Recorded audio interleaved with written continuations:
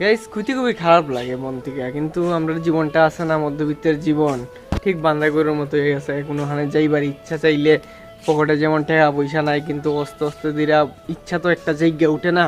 এই জায়গা উঠার কারণে আমরা অনেক চেষ্টা করি যে কোনোখানে যাইতে লাগবো, লাইফে কোনো কিছু করতে লাগবো, ট্যুর করতে লাগবো।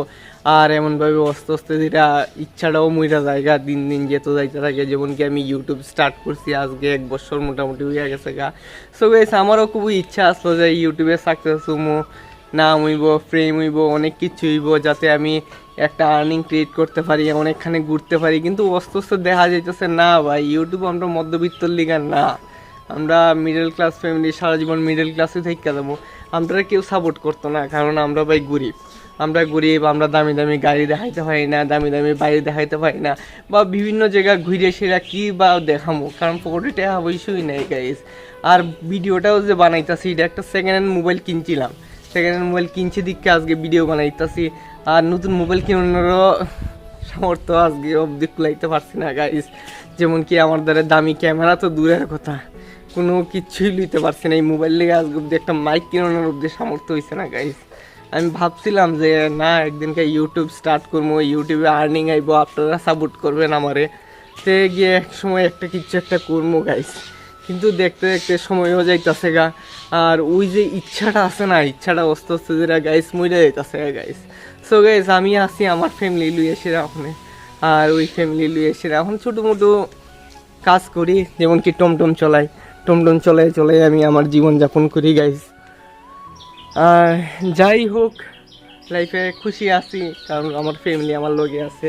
এই দেখেন সকালে স্টেশনে আমি আমার ছেলে লগে ঘোরাঘুরি করতেছি, আমার ছেলেও আমার লগে ঘোরাঘুরি করতে খুবই ভালো পায়। সো গাইস এখানে আজকের ব্লগ স্টার্ট করছি, আশা করি আপনারা সকলেই ভালো আছেন গাইস। সো গাইস আজকের দিনটা খুবই ভালো হয়েছে, অনেকদিন পর একটা ভালো দিন দেখা যাইতেছে, হালকা হালকা রোদ দিতেছে। আর এই দেখেন বাড়িঘর, এখান দিয়ে কাদা কাপড় উঠতে তো হয়েছে, রাত্রেবেলা সিটি দিয়ে একদম ভরাই রেখা দেয় গাইস। সো গাইস এখন ট্যুর করামু, মানে লাদাখ তো ট্যুর করাইতে পারতাম না, কিন্তু আমি আমার রান্না করতে ওই ট্যুর করাইলাই। এই দেখেন গাইস আমার ওয়াইফ এখান দিয়ে কাজে কর্মে খুব ব্যস্ত হয়ে গেছে গা।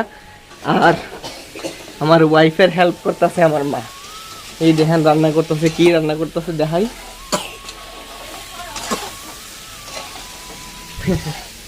কি জানি রান্না করতেছে, আমারও কাশি এই পড়ছে, আমার ছেলেরও কাশি এই পড়তেছে, ইলকান্দা বাইরে যেতেছে গাইস। বসো, দাঁড়াও, হ্যালো গাইস বলো। সো গাইস আমি সাকসেস হই আর না ওই, আমার ছেলেরে কোনো না কোনো দিন একটা না একটা পয়েন্ট আমি সাকসেস বানাবো। খুব স্ট্রাগল করতেছি যাতে আমার ছেলে আমার পজিশনে না থাকে, পড়ালেখা কইরে সেটা কালকে বড় হয়ে সেটা কোনো না কোনো কিছু একটা করতে পারে গাইস। নানি করবো তো আমার বাবা।